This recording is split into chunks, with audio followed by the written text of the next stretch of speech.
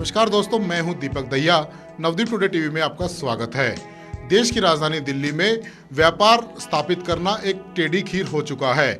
इसमें क्या क्या समस्याएं आती हैं, सरकार किस तरह से कोऑपरेट नहीं करती है, व्यापारियों को किन किन दिक्कतों का सामना करना पड़ता है, इन सब के बारे में बात करने के लिए आज हमारे साथ है दिल्ली दाल मिल एसोसिएशन के महामंत्री दीपक कुमार गोयल जी, जिनसे हम जानेंगे दिल्ली के व्यापारियों का हाल।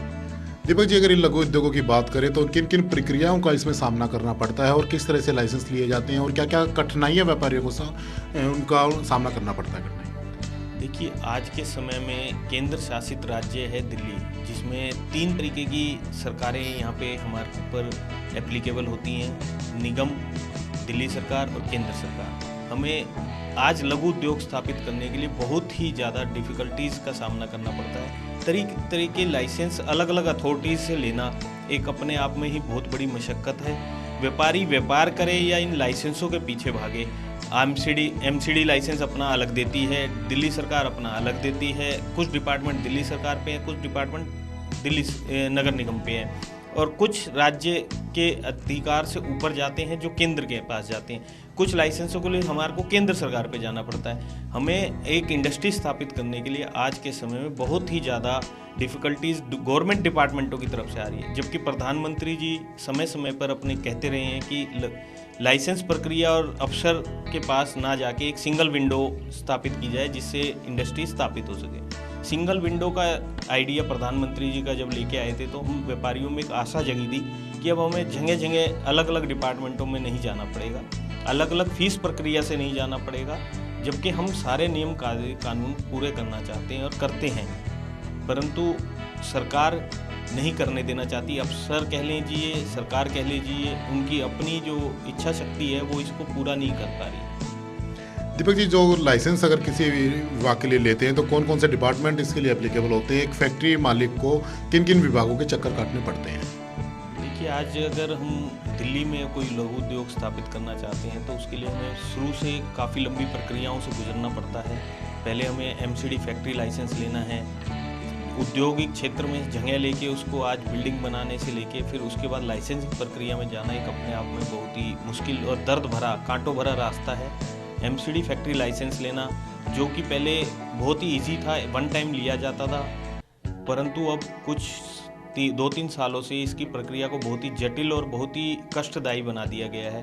दिल्ली नगर निगम ने पहले ये प्रपोजल भी पास करा था कि हम इस लाइसेंस को समाप्त करेंगे, क्योंकि हमारा इससे ज़्यादा खर्चा होता है जितना हमारे इससे रेवेन्यू नहीं आता और हमारा पर्पज़ भी नहीं है। 416, 417 ये 2 एक्ट में आती है, जो 1957 में बना था। दिल्ली सरकार इस पे पीछे भी कहती रही है कि, और नगर निगम ने भी कहा था कि हम इसको आज के ज़माने के हिसाब से 2021 चल रहा है, मास्टर प्लान हम 2021 ला रहे हैं, पर हमारे ऊपर कानून आज भी 1957 के एप्लीकेबल कर रखे हैं। आप पूरे देश को एक सूत्र में बांधना चाहते हैं तो लाइसेंस प्रक्रिया भी एक जैसी होनी चाहिए, जैसे जीएसटी है। आज आप जीएसटी एक लेते हैं नंबर, वो पूरे देश में कहीं पे भी व्यापार कर सकते हैं, परंतु हमारे यहाँ एमसीडी फैक्ट्री लाइसेंस पहले 850 रुपये का रिन्यू होता था, परंतु अब हर साल नया बनवाना पड़ता है। और लास्ट 2 महीने पहले नगर निगम ने ये फीस बढ़ाकर 850 की जगह 48,500 रुपये कर दी गई है, जो कि कहीं से भी तर्क संगत, युक्ति संगत नहीं लगता है। एक समय में ही इतना पैसा बढ़ाना किसी भी छोटे लघु उद्योग के लिए न्याय संगत नहीं है। ये व्यापारियों की कमर तोड़ने वाला और तुगलकी आदेश महसूस हो रहा है। दीपक जी, हमारी जो नई युवा पीढ़ी है वो चाहती है कि मैं अपना उद्योग ना लगाकर कहीं पर नौकरी कर लूं, वो ज़्यादा उसके लिए आसानी रहती है, और जबकि सरकार चाहती है कि ज़्यादा से ज़्यादा उद्योग स्थापित हों। उनका इस तरह से मोह भंग क्यों हो रहा है? देखिए, जैसे मैंने अभी पहले आपको बताया कि नगर निगम ने ऐसे तुगलकी आदेश देने शुरू कर दिए हैं। इसी कड़ी में दिल्ली सरकार का हम जब डीपीसीसी पोल्यूशन कंट्रोल बोर्ड का एक लाइसेंस ले लेते हैं तो उसके बाद ज़रूरत नहीं पड़ती है एमसीडी लाइसेंस की। एक हमारे ऊपर मल्टीपल टैक्सेस यूज़ किए जाते हैं, जैसे कि हम डीएसआईडीसी दिल्ली की सरकार के उसमें आते हैं, हम सरकार को मेंटेनेंस टैक्स देते हैं, उसके साथ साथ फिर हमें हाउस टैक्स भी देना पड़ रहा है, जबकि हाउस टैक्स हमें कोई सर्विस नहीं दे रहा है और आज के रेट से हमारे से हाउस टैक्स पूरा वसूला जा रहा है। ये एक समस्या है कि हम 3 जगह मल्टीपल टैक्स दे रहे हैं एक ही सर्विस को यूज़ करने के लिए। उसके अलावा डीपीसीसी है, फायर डिपार्टमेंट है और ना जाने कितने ही वेट एंड मेजरमेंट डिपार्टमेंट है और भी कई डिपार्टमेंट हमारे ऊपर जो लाइसेंसिंग प्रक्रिया को जटिल बनाते हैं और हमारे पे कठिन करते हैं व्यापार करना। इसी वजह से लोगों का और हमारी युवा पीढ़ी का रुझान जॉब की तरफ जा रहा है, ना कि व्यापार की तरफ। हम जॉब देने के लिए एक व्यापार लगता है, एक व्यापार से हजारों नौकरियां पैदा होती हैं, बट इतनी डिफिकल्टीज की वजह से वो नौकरियां खत्म हो रही हैं और नए उद्योग स्थापित नहीं हो पा रहे। दीपक जी, जब से कोरोना महामारी का भारत में प्रकोप शुरू हुआ है, तब से व्यापारी वर्ग लगातार एक तरह से स्ट्रगल कर रहा है, संघर्ष करता आ रहा है। तो किस तरह से संघर्ष करते करते उनको मुश्किलों का सामना करना पड़ रहा है, क्या कहेंगे इस बारे में? देखिए, आज के समय में ये जब से कोरोना महामारी पैदा हुई है, भारतवर्ष में आई है, जब से सभी की सेहत पे तो एक तलवार लटकी है, लेकिन एक व्यापारिक की दृष्टि से व्यापार को बहुत ही नुकसान हुआ है। हमारी इकोनॉमी, हमारा व्यापार सब चौपट हो गया, हमें अपने खर्चे निकालने बहुत मुश्किल हो गए हैं। ये कोरोना महामारी ने सबसे ज़्यादा नुकसान आज के मध्यम वर्गीय व्यापारिक क्षेत्रों पे और व्यापार घरानों पे डाला है। एक छोटा दुकानदार अपना रेंट कहाँ से निकाले, अपनी दुकान कहाँ से चलाए, अपने स्टाफ को कैसे सैलरी दे, उसकी सेल पहले के मुकाबले 20% रह गई है। इस वजह से ये महामारी ने तो व्यापारियों की पूरी कमर तोड़ने वाला काम किया है। दीपक जी, लगातार दिल्ली में कोरोना के मामले दोबारा बढ़ते जा रहे हैं और संभावित लॉकडाउन की संभावना भी बढ़ रही है। अगर दोबारा लॉकडाउन दिल्ली में आता है तो व्यापारी के लिए कितनी मुश्किलों का उनको सामना करना पड़ेगा। लेबर को भी खर्चा देना होता है, सरकार तुरंत आदेश जारी कर देती है, वो सारा बोझ व्यापारियों पर पड़ता है। तो कितने तैयार हैं व्यापारी इस दोबारा लॉकडाउन के लिए? देखिए, व्यापारी दोबारा लॉकडाउन के लिए बिल्कुल भी तैयार नहीं है। वो बिल्कुल बर्बाद हो जाएगा, ये उद्योग और व्यापारी बिल्कुल व्यापार बर्बाद हो जाएगा, चौपट हो जाएगा। सरकार को लॉकडाउन की बजाय कुछ और समाधान निकालना चाहिए। जैसे सरकार ने मेट्रो खोल दी है, ट्रांसपोर्टेशन में बसों में पूरी भीड़ दोबारा चालू कर दी है। ये रोडों पे जो भीड़ निकल रही है, इसके लिए सरकार को कुछ कानून लाने चाहिए। व्यापारी अपनी तरफ से पूरे प्रावधान यूज़ कर रहा है, मास्क है, सैनिटाइजेशन है, जगह जगह डिसैनिटाइजेशन कर रहा है। व्यापारी अगर लॉकडाउन दोबारा होता है तो व्यापार नहीं कर पाएगा, उसको दिवालिया होना पड़ेगा। उसने जगह जगह से कर्जा लिया होता है, उसको अपनी दुकानों का किराया देना है, बिजली के बिल भरने। सरकार ने बिजली के बिलों में व्यापारियों को कोई राहत नहीं दी पिछले लॉकडाउन में भी। सरकार की तरफ से आया कि सैलरी आप अपने स्टाफ को दीजिए। हम अगर अपने स्टाफ को सैलरी देते हैं तो हम बर्बाद हैं, और नहीं देते हैं तो आगे अगर लॉकडाउन खुलता है तो 1 महीने बाद स्टाफ कहाँ से लाएंगे? वो स्टाफ चला जाएगा। उसके बाद व्यापार करना अपने आप में ही बहुत बड़ी टेढ़ी खीर हो जाएगी और व्यापारी इस कमर तोड़ लॉकडाउन से नहीं उबर पाएगा। सरकार को लॉकडाउन की बजाय और बहुत से प्रावधान हैं जिनसे भीड़ कम करके या जगह जगह आप जागरूकता और फैलाकर और लोगों को इसके प्रति सचेत कीजिए। इस महामारी का बचाव लॉकडाउन नहीं है। लॉकडाउन पहले भी हुआ, उसके बाद क्या हुआ? गेंद आपने दबाई लेकिन पानी में वो बिल्कुल स्प्रिंग की तरह उछल के आई। कोरोना के केस जब लॉकडाउन हुआ 100 थे, आज कोरोना लॉकडाउन खुलने के बाद 10,000 हो गए। अगर कल को फिर लॉकडाउन खुलेगा तो फिर केस बढ़ेंगे। तो ये समाधान नहीं है, स्थायी समाधान है। सरकार को इसके लिए सरकार ने अपने सैनिटाइजेशन करना बिल्कुल बंद कर दिया। देखिए, एमसीडी या सरकार सड़कों पे या गलियों में, पेड़ पत्तों पे, सार्वजनिक स्थानों पे सैनिटाइज किया कर रही थी, वो पिछले 3 महीने से बिल्कुल बंद है। बसों में पब्लिक दोबारे से जो 50% की कैपेसिटी के साथ चालू की गई थी वो दोबारा से 100% खोल दी गई।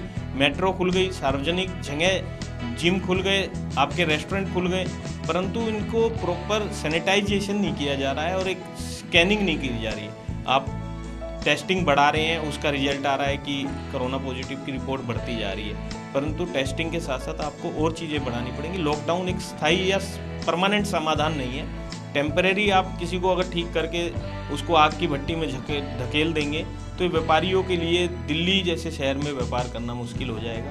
जबकि दिल्ली व्यापार के लिए एक रीढ़ की हड्डी है, व्यापारी भारतीय इकोनॉमी के लिए रीढ़ की हड्डी है। सरकार को कुछ समय बाद फिर ये दिक्कतें आएंगी। अपना सरकार जब पैसा नहीं आता है तो लॉकडाउन खोल देती है, अब उन पर रेवेन्यू आ गया तो वो फिर लॉकडाउन की बात कर रहे हैं। जबकि ये व्यापारियों के लिए उनकी पहले की पेमेंटें नहीं आई हैं, व्यापारी आगे पेमेंट नहीं दे पा रहा है, अपने पैसे अपना खर्चा नहीं चला पा रहा है, स्कूल की फीस नहीं भर पा रहा है बच्चों की, तो व्यापारी जगत जाएगा कहाँ? व्यापारियों के साथ बिना बातचीत करे सरकार को ये कठोर कदम नहीं उठाना चाहिए।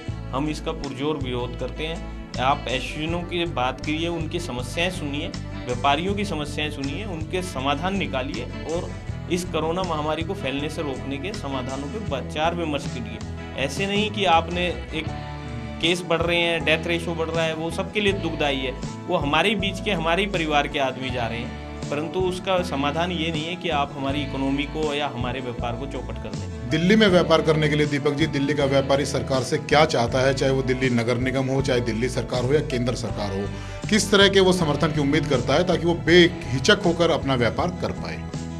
देखिए, दिल्ली का व्यापारी व्यापार जब ही चलेगा जब सिंगल विंडो का सिस्टम आएगा। हमें एक डिपार्टमेंट दे दीजिए कि आपको यहाँ अपने सारे डॉक्यूमेंट्स जमा करा के लाइसेंस लेना है। डिपार्टमेंट वो आपस में करे कि हमें किस किस डिपार्टमेंट से कंसर्न लेनी है। डॉक्यूमेंट्स हमारे वही होते हैं, हमें कोई अलग से डॉक्यूमेंट्स कोई हर डिपार्टमेंट के लिए देने पड़ते हैं, वही सेम।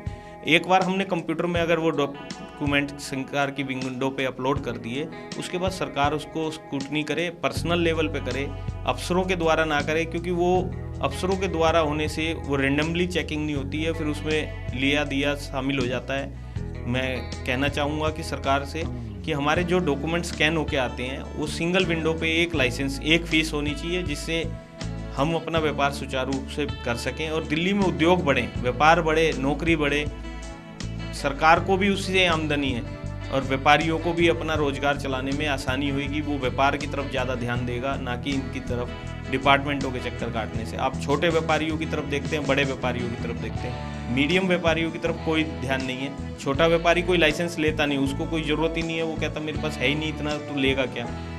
मीडियम व्यापारी जो लाइसेंस लेने जाता है उस पर एक के बाद एक कई तरीके के लाइसेंस लागू कर दिए जाते हैं और अलग अलग लाइसेंसों के लिए हर बार नई प्रक्रिया से गुजरना, वही डॉक्यूमेंट्सों को हर सरकार की वेबसाइट पे अपलोड करना या सरकारी दफ्तरों में जाके चक्कर काटना, उनको फाइलें देनी, फीस कटवानी, डीडी बनवाने, तो ये सब सिस्टम बंद होने चाहिए। एक सरकार एक पोर्टल बना दे, उस पर हमने एक डॉक्यूमेंट्स अपने अपलोड कर दिए, अपने जो भी सरकार को डॉक्यूमेंट्स चाहिए एक लिस्ट बना के उसको जारी कर दे, व्यापारी उस पर अपलोड करे, उस पर इकट्ठी फीस बन जाए। जो डिपार्टमेंट है वो सरकारें आपस में करें, चाहे एमसीडी हो, चाहे दिल्ली सरकार हो, चाहे केंद्र सरकार हो, इन तीनों का एक पोर्टल और एक विंडो होनी चाहिए और एक ही बार अपलोड होना चाहिए।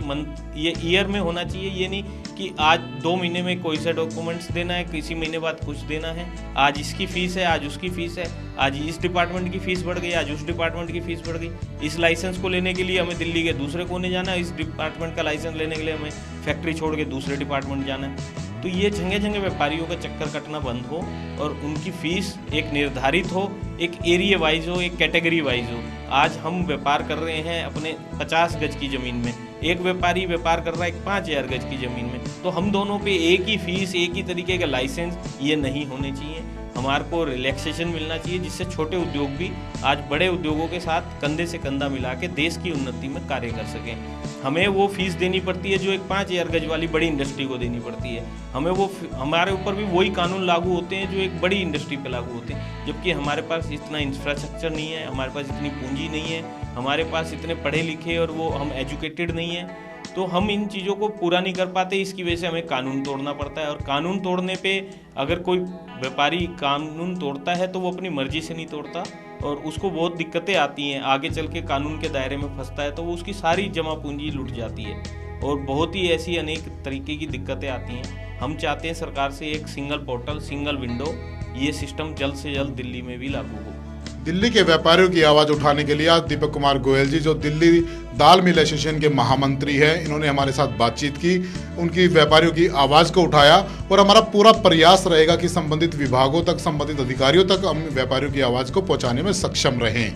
दीपक जी, आपका बहुत बहुत धन्यवाद, आपने हमारे साथ बातचीत की और अपनी समस्याओं को हमारे सामने रखा। बहुत बहुत धन्यवाद आपका दीपक जी और सभी दर्शकों का जिन्होंने आज हमें यहाँ बुला के अनुग्रहित किया। दिल्ली में व्यापारियों को बड़ी मछली समझने वाली सरकार को चाहिए कि वो इनकी सुविधाओं का भी ध्यान रखे। सरकार को सिर्फ रेवेन्यू प्राप्त करने से मतलब ना होकर व्यापारियों की सुविधाओं का भी ध्यान रखना चाहिए, जिससे व्यापारी निश्चिंत होकर अपने व्यापार को आगे बढ़ा पाएं और सरकार को भी रेवेन्यू में मदद कर पाएं।